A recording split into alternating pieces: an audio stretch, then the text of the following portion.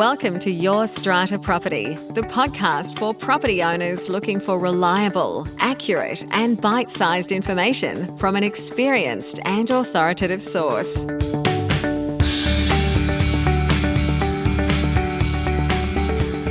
Hello and welcome to this week's podcast episode. I'm your host, Strata lawyer Amanda Farmer, and my guest this week is Wal Dobrow.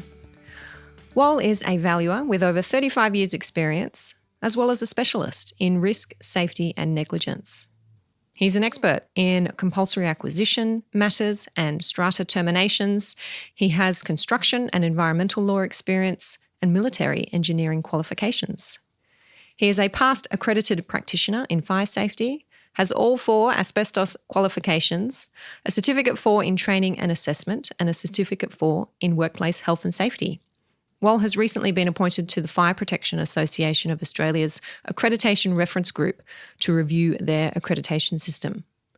Wal is a Fellow of the Royal Institute of Chartered Surveyors, a Fellow of the Australian Property Institute, and a Fellow of the Real Estate Institute of New South Wales, among others. Wal wrote the Common Property Memorandum, intended to provide clarity and solve many issues in strata schemes dealing with the repair, maintenance and renewal of lot and common property. He is the architect of the basis of compensation for strata termination in New South Wales. He wrote the majority of the guidance notes for valuers in determining unit entitlements for new strata plans and strata plans of subdivisions, as well as the guidance notes for the reallocation of unit entitlements in the New South Wales Tribunal. Having served our strata space for many years, his name will be familiar to many of you, I know, and I could have brought Wal onto the show to talk about a variety of subjects with that illustrious CV, but today we're talking about psychosocial hazards in the workplace. Wal will give you the definition and the detail around that. 2 parts of this conversation that stood out to me. Wal reminds us that the standard you walk past is the standard you set, and introduced me to the HALT, acronym HALT. To find out what that's all about, I'll take you over now to my chat with Wal Dobrow. Wal Dobrow, welcome to the show. Thanks, Amanda. A pleasure to be here. Well, for those very few listeners who may not yet have crossed paths with you, can you share a little bit about you, your background in strata, and how you're currently serving our strata space?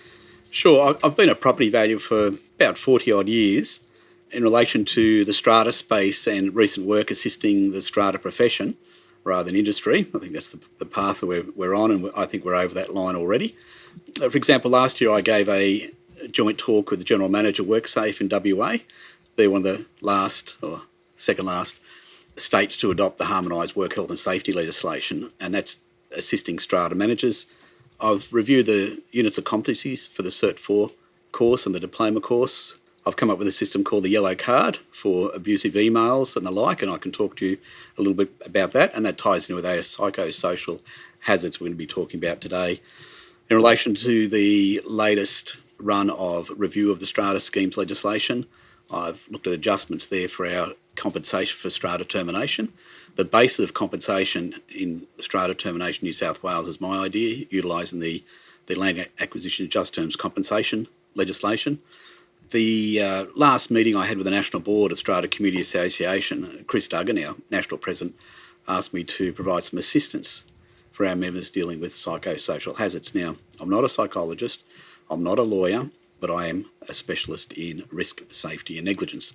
So I have completed my research. I have given one presentation to our senior leaders in South Australia and Northern Territory last month, and that document, it's fairly comprehensive and helpful, but more particular, and this is what I like people to take out of the talks that we give, and that is, it's not a matter of just listening and learning a little bit, it's actually the practical application. So going away from here, I'm sure we'll get to a stage where say these are the things that you'll have to do as a principal, rather than sit on your hands. These are the things you should be doing as a strata manager. And here's some tools dealing with those awkward circumstances that you may or may not otherwise be familiar with.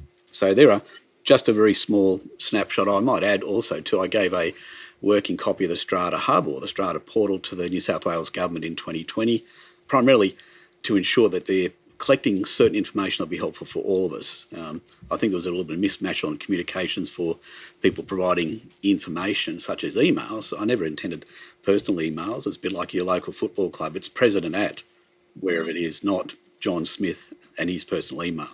So some people have gone off a little bit of a tangent with that, but that was the basis there to capture things like title documentation, DA documentation, workers' executed plans, warranties, certifications, and other documents. So there's at least a repository there that lot owners could draw upon, but also contribute to.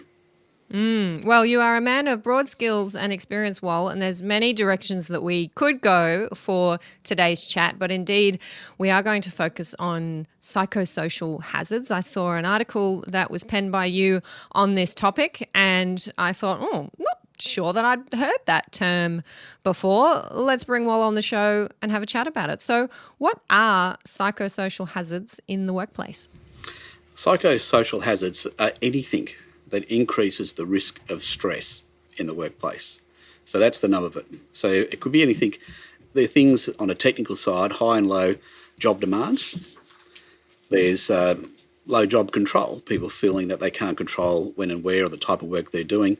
Low role clarity, poor support, poor organisational change management, low reward and recognition.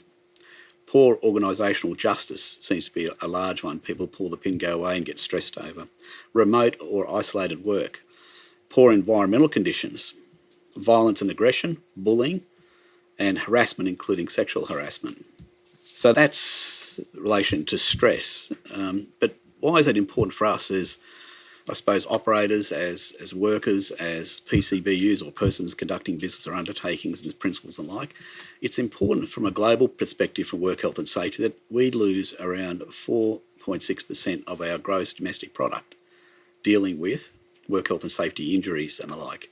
Now, psychosocial hazards are no different to physical hazards.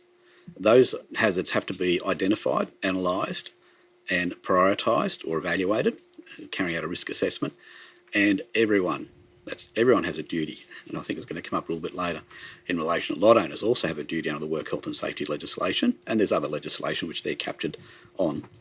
Just another point, in a separate industry, which is construction, there's a group called Mates in Construction reports that 190 Australian construction workers take their lives every year. It's one every second day. So twice as many as any other young workers in a different field of work. 6 times more likely than simply being injured at work. Significant numbers. So mental health, very important, the psychosocial hazards, and you'll notice when you go to Safe Work or Work Safe, depending which state you're in, they each have very, very good and current guidance documentation for psychosocial hazards. Now, no longer is that something you push to the side. Those things you have to have a look through, put your safe work method statements in place, talk to your staff, find out ways to minimise that exposure to a hazard. So we're talking about workplaces. We are therefore talking about our strata managers, and indeed you've mentioned the role that owners, committee members have to play. Can you give us some examples of strata managers dealing with psychosocial hazards in their workplace? I'll give a very simple, easy example, abusive emails. And again, I think a lot of this stems from ignorance from lot owners, thinking that somehow they have a right to go and pester whoever they think's acting for them personally. The strata legislation, nationally and throughout, is designed to allow the collective mind of that strata scheme to be heard, and that's through the strata committee. It is not up for individual lot owners to say, well, hang on, I want to paint my gate pink and everyone wants it green. It's the collective mind that wins, and that's the way the legislation's structured. And the example I give is I'd like to drive down the street on my go-kart, 80 kilometres an hour, no helmet, no blinkers. I reckon that'd be a great thing to do. However, the collective mind of our state community says I can't do that. But if I'm a lot owner, I'm sure I can do whatever I feel like. So there's parameters and there's guidance in that regard. So I might just talk just briefly. I gave an expansion on a very good document the Strata Community Association WA came up with, and that was communicating with the Strata manager. And they sent it to me and said, look, can you just have a review on this? We think we're mostly there. So the little things that I've added is the Fair Work Act. I added in civil liability, suit for defamation and the like. obviously work health and safety legislation, but I put together a better, in a way, flowchart. And the flowchart primarily starts off, is this a matter for your strata manager? Yes, no. Have you spoken to the committee? Yes, no. Well, if you haven't, then go and speak to them. Do they agree with you? No, they don't. Well, have you spoken to other owners? Do other owners agree with you? No. Well, your only path now is to go to the tribunal. If they do agree with you, the other owners, then you go back to the committee, and it cycles round back to the committee, and ultimately it's the committee that engages with the strata manager. It is not up for the individual lot owner unless there's a significant emergency of some sort and the police, ambulance and the like cannot assist. So this sort of to show that up. Yeah, so Waller's just showing me on our video chat here that flow chart. Is this a document that has been published by SCAWA yet, Wal, or are we? Yes, it is. Oh, great. Yep, and if you go to Inside Strata, type in Dobrow, you'll get the articles I've written on this topic and other topics, so that'll be helpful for a lot of people. Great. We'll include whatever links we can below this episode in the show notes. Yes, so example you asked for before on psychosocial hazards in the workplace, consistent bullying, timing, volume, content. I've had one strata manager read a particular email, a lot of FC and S words in there, very, very harsh, but there's something that some people deal with on a day-to-day basis. And one of the solutions I thought is very simply just issue a yellow card, a simple graphic, and that would provide assistance to all strata managers. So I'll just show what the yellow card looks like. It's a yellow piece of paper with text on it. Can you give us a summary of what that text is there, Wal? Sure. It's primarily, it'll be a graphic. You get a data email from someone being abusive or demeaning and the like, and the card simply says, you don't have to respond to the email other than pasting that card on. And it simply says, this yellow card has been issued to you because your email has made the reader feel uncomfortable, as it is considered to contain words that are either abusive, demeaning, aggressive, and otherwise unacceptable to professional standard required by our organisation, and has not been read in full. I'm more than happy to help you once you've rewritten the email at an appropriate and acceptable level. As you may be aware, there are multiple remedies against unacceptable behaviour, including the Fair Work Act, which allows a worker to reasonably believe that they're being bullied to apply for a Fair Work Order Commission. And that's that Mrs A case I gave an example for. Publication of the person against whom the order is made is available to the public. And my sense of humour says, well, maybe that could be you. Might get some people sort of rewinding their emails back if they think they're going to be put out in the public arena. And we've seen many examples on social media, people making comments and then losing their jobs. Like the Work Health and Safety Act provides that other persons have a duty to ensure their acts and omissions do not adversely affect the health and safety of any person. That includes psychosocial hazards. That's bullying. That's putting people under stress and the like. Penalties for individual range from, in this particular other state, 55,000 to 5 million and 20 years imprisonment. I might add in workplace manslaughter laws, the highest level we now have is in Northern Territory, lifetime imprisonment. We don't have that measure in place, and certainly not on the Work Health and Safety legislation. They have to go to the Crimes Act and a few other things in that regard. So anyway, this it then steers them towards the article they've written in communicating with your strata manager. And I think that way for some strata managers say, well, that gets the pressure off. I just send that across. It's unacceptable behaviour and that's all. And we all learn playing football or rugby, you get a yellow card, you might get your red card. Wal's got a red card there as well, guys. Look out for that. I had one client in Queensland say, I used your red card the other day and since I issued it, not a peep out of this person. He has to write to us, registered post, otherwise we're not going to accept and deal with what he's doing. And we all know that the standard you walk past is the standard you set. So all I'm doing is providing some tools to assist, but it's a little bit greater than just assisting the strata manager. It assists the principal in his duties of ensuring the workplace is safe for his workers and putting a measure in place. Tell me, if you can, Wal, about the Mrs. A case. You referred to it earlier and you had drawn my attention to it in our pre-recording emails. Can you share a bit about that case with our listeners? In Queensland, yes. They have body corporate managers and they have building managers. So typically when you go on holidays there's someone who lives on the property who managed the property.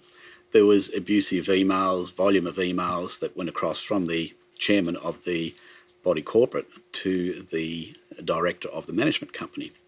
And significant to an extent that Miss A put an application to the Fair Work Commission. Fair Work Commission obviously heard the case and issued directions of the volume, the content, what time things can be sent, and the whole parameters around communications between the two parties. And it was primarily under 789 FC section, where a worker reasonably believes that they're being bullied, can make an application for an order. And I think that case that I'd found and brought to the forefront is very helpful. And even though I was jokingly saying that in the yellow card, hopefully it'll be you. We're looking for a good case in that circumstance, and Mr. or Mrs. Lot owner, maybe it could be you. But that's the danger that some people take. So this Queensland case really draws attention to the fact that we're not just talking about strata managers in their place of work, we're also talking about building managers and those who may be on site performing work for an owners corporation. 100%, exactly right. I mentioned before Section 29 of the Work Health and Safety legislation. There's broadly three levels, as we know. There's officers who can control the business or the undertaking. We have workers, and thirdly, we have other persons. But other persons have the same duty. And I mentioned before that their acts or omissions do not adversely affect the health and safety of any person. So, for example, if I'm walking down the street and the guys are digging a trench, I can't, as another person, go and hop over their fence or do something that interferes with their particular workplace if it affects their health and safety. So the same obligations in that regard. Just because someone's having a meeting in the scheme car park or sending emails doesn't mean that you're not operating within that strata manager's workplace. As soon as that workplace is, in a way, created, it's a place where anyone works or is likely to work, that becomes a workplace. Duties are then bound on the various parties. All right, so if we identify these hazards, you've mentioned there the use of your yellow card, red card system, which seems to be effective for some managers who are already putting that in place, which is great. What else can we be doing, whether we are strata managers leading a team or we are committee members working with a building manager on site? How do we address these psychosocial hazards or minimise their impact? I'll start with strata managers first, and I think primarily training and awareness of your rights, and obviously the remedies, which I've just mentioned before. But I think what's important is if you categorise it face-to-face, meetings and emails, face-to-face, there's things there that when we were doing window locks a few years ago, the people are being abusive to some of my staff, saying, it's only a money grab, and obviously the point there is we're assisting your scheme being compliant, and that's what the strata manager has, through your committee, instruct us to assist with. So I've got a fellow called Peter Agnew. He's the current president of the Surf Life Saving Association, and he's very good in this area. I said, can you come and talk to my staff and give them assistance in that regard? And he just very simply tell them how you feel. The way you're talking to me makes me feel uncomfortable, which is some of the words in that yellow card. You can't use a threat. You can't say, if you continue like this, I'm going to do X. It has to be a little bit softer. It's not what I expect in terms of our communication, where they're just there to assist you and the like. And I think part of that is, and it's very important, that people learn patterns. So the way you are speaking to me makes me feel uncomfortable is a good one. Your actions are not what is expected by other lot owners of a committee member or a fellow lot owner in our meeting. And you get that pattern just come up automatically. I'm happy to address your concerns. Please send me an email. So those sorts of things are de-escalating. So partly do we have to be in a de-escalation and typically what some law enforcement people go through training. I don't believe it has to be at that high level, but some simple patters to assist people. What is that word that you're saying? Patter? Patter, sorry. Term I use, just an automatic response. So, for example, I learned the patter there for Section 29. Your act or omissions must not adversely affect the health and safety of any person. So I'll read that, but I'll repeat it multiple times. So as I talk it through, it just becomes a patter. That's all. Nice. How do you spell that word? I've never heard it. P-A-T-T-E-R, I believe. P-A-T-T-E-R. Awesome. I'm going to look it up. Okay, let me talk briefly then. I've done strata managers. I've talked about principles. And there are some tools to minimise impact psychosocial hazards. And those are simple things like 2.5 days off a week or a 4-day week or access to gym and recreation staff, considering 2 people to go to AGMs to minimise bullying and the like, or even as a bare minimum, make sure you call your boss before you go in the meeting. So if there is an issue, you just press the redial button rather than hanging out, where's their number, and fumble around that way. Corporate mental health card used by staff when needed.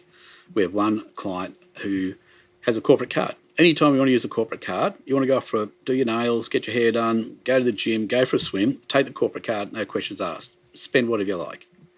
That's a good way to achieve that. Forced lunch breaks. Learn the words yes and rather than yes but, which is a negative term. It's little things like that. Yellow card system. Review your management contract. This is the most important one, so that owners understand what are expected from them. Some people think that it's a risk transfer exercise. It is not a risk transfer exercise. Lot owners have unlimited liability, as we all know. They can minimise some of that risk by gaining insurance or engaging someone to assist, but not so much a full risk transfer exercise. So it's expectations, what's acceptable, what's not acceptable in relation to communications. And I'd suggest that you might do a role play with staff as part of your discussion. Now, there's a very, very good system which I like. A fellow, Chris Miller, Vantage Strata, ACT, and he's given me permission to talk on that stuff. But what he does is wellbeing, dieting, general counselling online and medical available to staff. They utilise CU Health and the staff have access to it. Anytime they want to have a talk to someone, get on the phone. Corporate cost. Those sorts of things are very important. Are they futuristic? Will we be in a few years' time? Yeah, I believe so. And I think those sort of measures put in place to suit your particular staff. So I've got staff members here who work 4 days a week. I've got one staff member turns up whenever she feels like, leaves whenever she feels like, and of course the quality of life's good and matches well with her kids and the like. So that side. In relation to lot owners, they have to understand that they have duties under the work health and safety legislation. They also have a risk there. The defamation, there's 2 cases still standing, 20,000 and 50,000 in WA when I did my research. And I thought that was relevant. You heard of the one in Manly, $120,000, then shut down on appeal. But still, it's a lot of expense for someone being so clever on an email behind a keyboard. That's it. There are strata managers that I know that when they have these sort of people against them, they'll ask them out for a cup of coffee, have a chat. They end up being their next best mate, sort of thing. So there's other measures there that people can put in place. It is fascinating how people's behaviour changes, their communication style changes when they're speaking to you face to face or even on a phone call. It just seems that email is this permissive mode of communication where people think they can write whatever they want, however they want, and they are completely different in a different mode. 100%. There was something I wrote in one of my articles, and I borrowed from somebody else's, the term HALT, H-A-L-T. Do not write when you're hungry, angry, lonely or tired. And someone came back and said, where's the D? D for drinking. I said, I don't think it's in there somewhere, but there you go. And it's a good reminder, and they obviously type it, come back later and have a look through. But I think it gets down to a misunderstanding on individual lot owners thinking they have a hierarchy and just cut straight across and blame the strata manager. The strata manager can only do what the owners corporation or the body corporate have instructed them to do. It's not up for individual lot owners in a way. So if a lot of that can be sorted out on the scheme side, less pressure on the strata manager can get on with their job. Also in the communication guide is very important. Getting back to you quickly is 2 days. Expect a 5-day because they're going through hundreds of emails a day. What do you think about bylaws that set all of this out, Wal? In my online membership community, I give members access to a communications bylaw template, and it sounds like it's covering a lot of the things you're talking about, setting that standard of communication, giving permission to the strata manager not to communicate if there is a breach of that bylaw. I'm not sure if you've had a look at that one, but do you think there's a role for bylaws to play in helping to regulate these issues? Absolutely. And I believe that in your management contract, I reviewed the contract of appointment in Victoria, and there's a couple of points there. One was managers putting the cloak of responsibility for other people on their shoulders, where some of the words said, not to get a safety report unless the manager so decides. Well, hang on a minute. Take that out. I don't think that's right. Yeah. You don't want to have that responsibility. Lot owners have unlimited liability. But what I had put in there is that as part of the contract was that you're not to communicate with anyone other than the representative of that owners corporation unless this box is ticked, and then we'll charge our time rate through here because you get your consistent email type person, and if once they run a bit of a bill up for the owners corporation, then within that owners corporation they might temper them back. But a lot of people won't sign that tick away and say, no, you only do with our rep, please. Okay, so I get things from the outside, they can choose, please go back to your committee. They collectively decide what's best for the scheme, and then obviously you as a lot owner, collectively lot owners can vote the committee out, replace them, whatever. And I think that mechanism good. And I think by doing what you're doing, Amanda, by having a bylaw in place for communications, it adds further to here are the steps. And it's helpful to say, be polite and nice and all those things, but I think you've got to go beyond that and to say, here is the structure. The communication line goes through your committee. And if they don't agree with you and other people don't agree with you, well, you drop out to the tribunal. Rather than get frustrated about things, you've got scope in the tribunal. And that'll ramp up. Okay, you want to put some cost and time in it? Follow the proper process. Stamping your feet and jumping up and down is not going to do it. It's likely to be a controversial suggestion, Wal, that some lot owners may not have access to their strata manager and may not be able to communicate directly, or if they do, shouldn't expect to receive a response. I know many owners that I work with get frustrated by that. However, I do agree with you. When I'm acting for a group of clients, and in some situations I might be acting for a group of 15 different owners in the one community because they all have a similar interest and they may wish to bring proceedings against their owners corporation, the first thing I'm doing is I'm saying to those 15 owners, please nominate 2 people, maybe 3 people who are authorised and directed to instruct me, because I can't communicate with all of you. And if I was to, the costs would be astronomical. So it is in your best interest that you nominate these 2 or 3 people. I take my instructions through them and they then pass on my advice and gather your instructions to pass on to me. And that's the only way it works in my professional outfit. And if a strata manager wants to run a professional outfit, I agree with you. That's the model to be suggesting. Yeah, it's their issues to resolve, simplify the instruction process, but also in that contract have that out. So it's I'm being ignored. Why am I being ignored? Because that's the contract I have. If the contract says they've got to come out and wash my car on Sunday at 7 o'clock in the morning, well, that's the terms or condition of that particular contract. So, and I think that's pretty important. The other aspect which I find a lot of in doing some of these reports, particularly the Capital Works Fund plans, is that some people expect other people to make decisions for them or somehow miraculously be able to read their minds. Oh, we want to put something new or something else. Well, okay, write in. Say, you've done your research out there. Here's 5 different people going to provide that service for us. It's 20 grand. Could you plug in 20 grand around year 2 or 3? Sure, easy. But I had a funny circumstance. Someone said, this amount you've suggested is too low. Okay, so I added $1. Came back, no, it's still too low. So I added $5. I'm waiting for her to get to the point that it's up for them to, if they want to go in a particular area for a level of security they want it. Okay, great. Well, you can be from one end to the other end. Have you got quotes from specialists? And if so, have you chosen the scope of works? And have you then, in turn, got the likely costs? Quite happy to plug it into the system for you, but it's not up for me to decide it or to guess what amount that might otherwise be. There are a lot of things we can provide within reasonable parameters. And I think that dealing with strata managers, the expectation of lot owners of how that process works is helped by bylaws and the communication side. Excellent.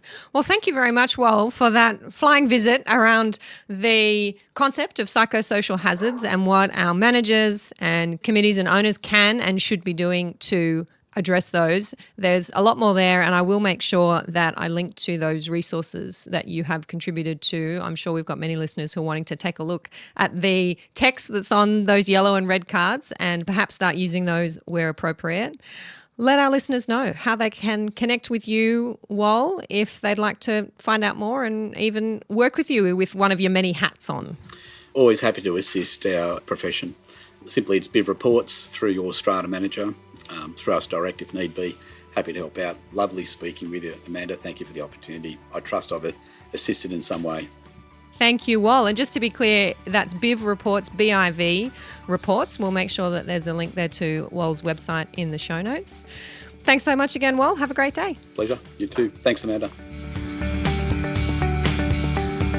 Thank you for listening to Your Strata Property, the podcast which consistently delivers to property owners reliable and accurate information about their strata property. You can access all the information below this episode via the show notes at yourstrataproperty.com.au.